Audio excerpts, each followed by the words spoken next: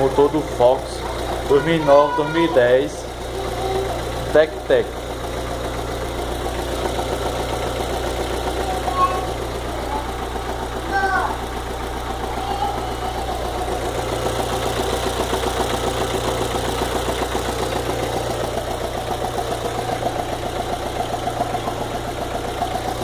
Quando tá frio, desaparece.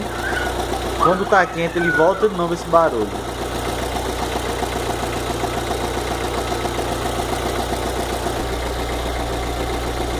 Vejam bem o barulho desse motor.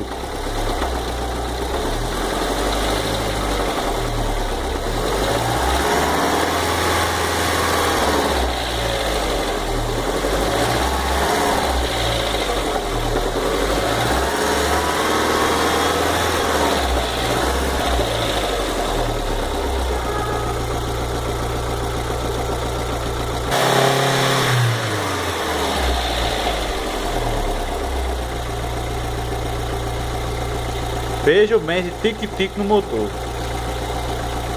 Se alguém teve um problema, qual seria o problema no carro de vocês?